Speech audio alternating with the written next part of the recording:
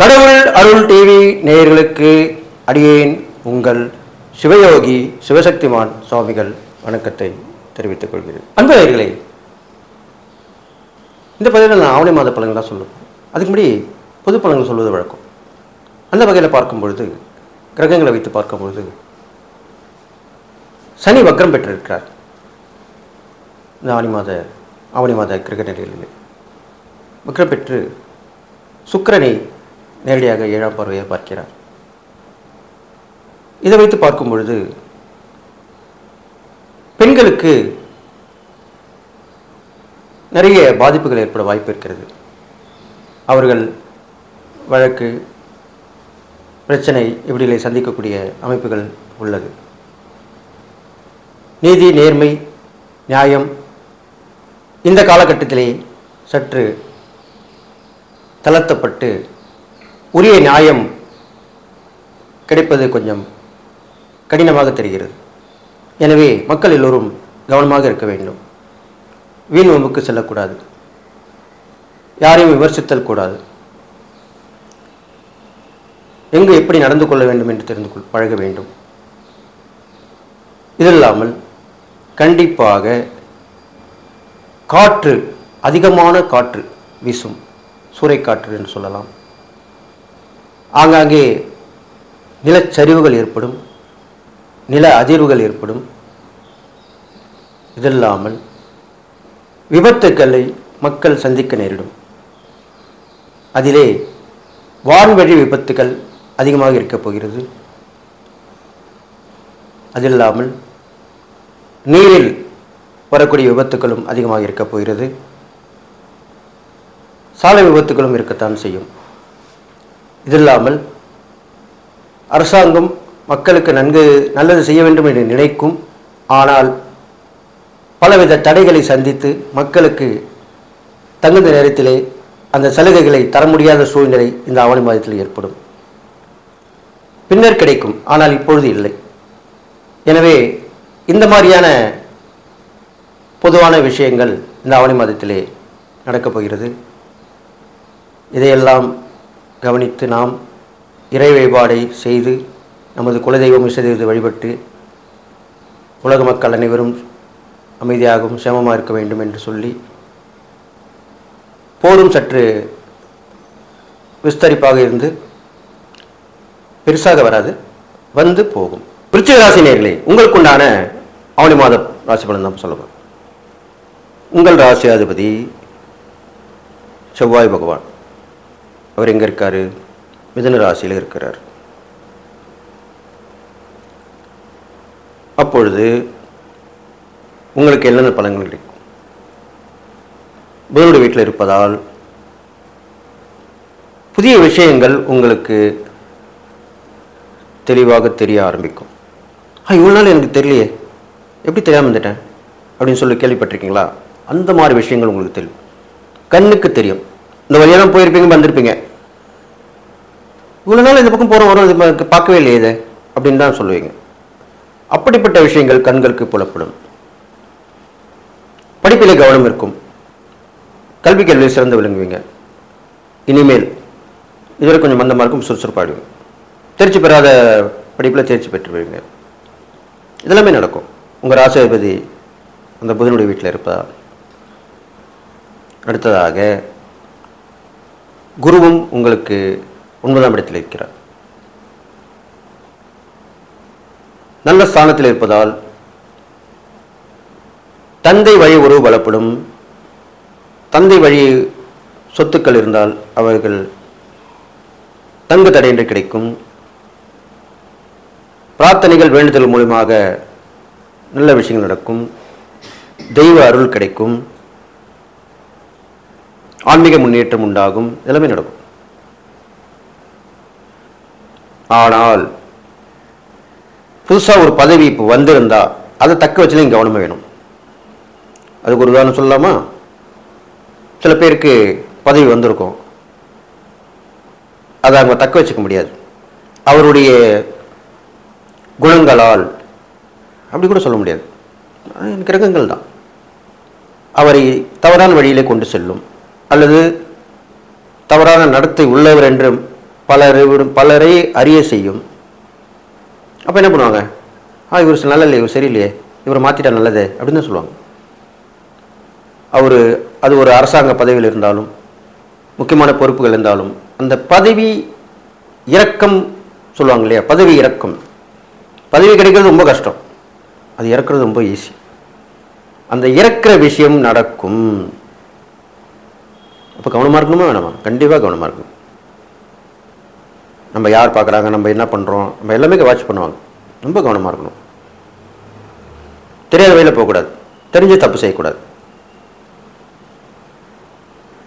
இருந்தாலும் அந்த குருவால், 9 இருக்கும் குருவால் உங்களுக்கு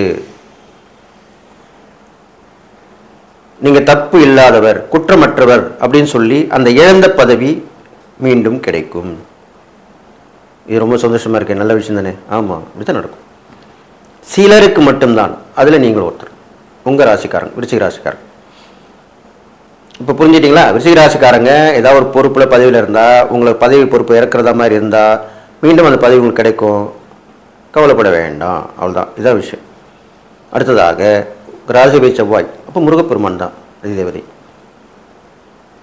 முருகப்பெருமான் இருக்கும் இடங்களிலே நீர்நிலை அருகில் உள்ள முருகப்பெருமான் கோயிலுக்கு சென்று வழிபட வேண்டும். பெருமானும் குளம் தான். முருகப்பெருமானுக்கு ஆலயத்திலே குளம் இருந்தால் அந்த குளத்திலே ஸ்நானம் செய்ய முடிந்தால் ஸ்நானம் செய்யலாம், அல்லது தலையில் தெரித்துக் கொண்டு முருகப்பெருமானை வணங்கி வழிபட்டு வரலாம். 6 தீபங்கள் போட்டு வழிபட்டு வரலாம். ஏழை எளியவர்களுக்கு, வறுமையில் வாடுபவர்களுக்கு, அவர்கள் உடலிலே அடிபட்டு கட்டு காயங்கள் கட்டு போட்டிருப்பாங்க, காயம் ஏற்பட்டும் கட்டு போட்டிருப்பாங்க. அப்படிப்பட்டவர்களை பார்க்க நேர்ந்தால் அவளுக்கு உதவி பண்ணும். இது ஒரு அண்டர்லைன் பண்ணுறேன், ஏன்னா அந்த மாதிரி ஆளும் கிடைக்கிறது கஷ்டம் தானே. எல்லாருமே அடிபட்டு உட்காந்துருப்பாங்க.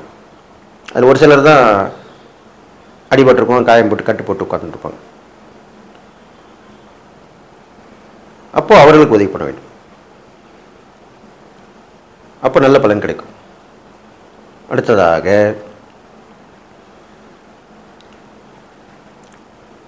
ஐந்தாம் இடத்திலே இருக்கும் சனி பகவான் வக்ரம் பெற்றிருக்கிறார். 4ஆம் இடத்திலே ராகு பகவான் இருக்கிறார். ஒரு இடம் வாங்குறது, வீடு கட்டுறது எல்லாமே கவனமாக இருக்கணும். தள்ளி போடணும். வண்டி வாங்குறது கூட கொஞ்சம் யோசனை பண்ணி பார்த்து பொறுமையாக நிதானமாக வாங்கணும். நல்ல நாட்களாக பார்த்து வாங்க வேண்டும். நாள் செய்வது போல் நல்லோர் செய்யார் சொல்லியிருக்காங்களா இல்லையா? அது மாதிரி தான் நடக்கும். 5ல் இருக்கும் சனி பகவான் வக்ரம் பெற்று இருப்பதால் திடீர்னு உங்களுக்கு குணம், மனம் எல்லாமே மாறும், குழப்பங்களாக இருக்கும். நீங்கள் யாருன்னே உங்களுக்கு தெரியாது. என்ன எப்படி சொல்கிறீங்க? ஆமாம், அதான் உண்மை. நீங்கள் என்ன செய்கிறீங்கன்னே உங்களுக்கே தெரியாது. அப்போ நீங்கள் யாருன்னு உங்களுக்கு தெரியாது தானே? அதுதானே உண்மை.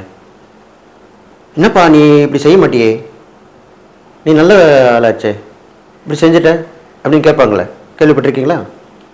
அது மாதிரி தான் நீங்கள் செய்வீங்க. அதுக்கு தான் அப்படி நீங்கள் யாருன்னு உங்களுக்கு தெரியாதுன்றத நிலைமை இப்போ இருக்கும். இதெல்லாமே தற்காலிகமானது தான். இந்த மாத பலன் தான் சொல்லிட்டு வரேன்.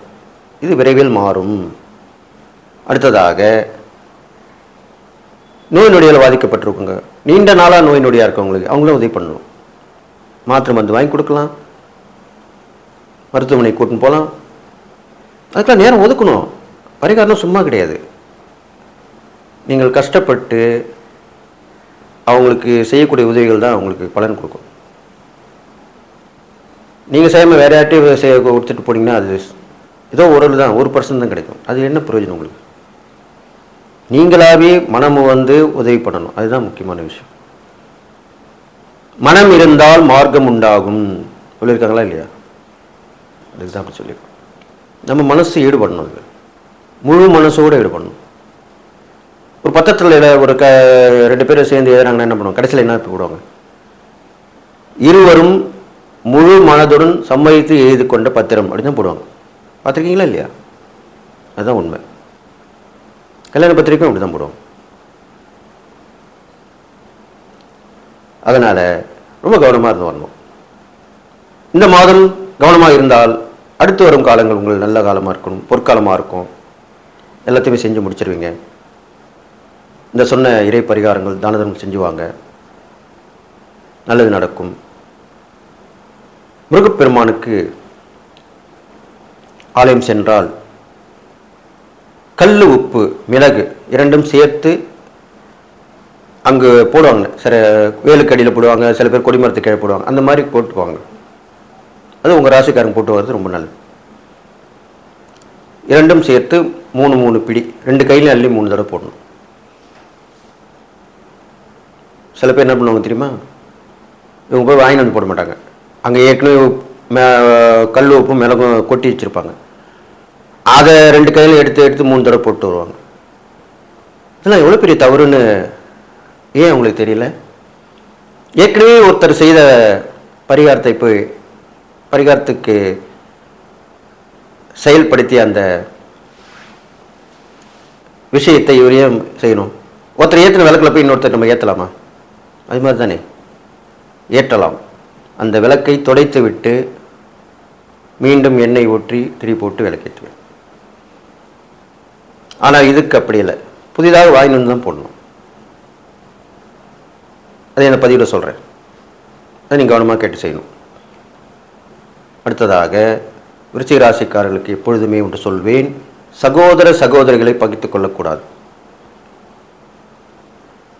மேஷராசியில் பிறந்தவங்களாம் அந்த சரி, விருச்சிக ராசியில் பிறந்தவங்க, செவ்வாய் அதிபதியாக விளங்கக்கூடிய ராசியில் பிறந்தவர்கள் சகோதரிகளை நட்பு பாராட்டி வர வேண்டும்.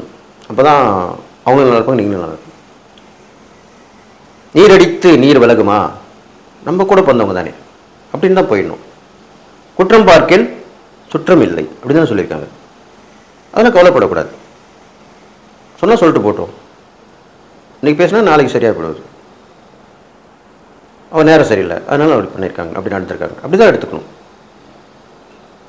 அப்படி தான் எல்லோரும் வாழ்ந்து கொண்டு வருகிறார்கள். அதே போல் தான் நீங்களும் வாழ வேண்டும்.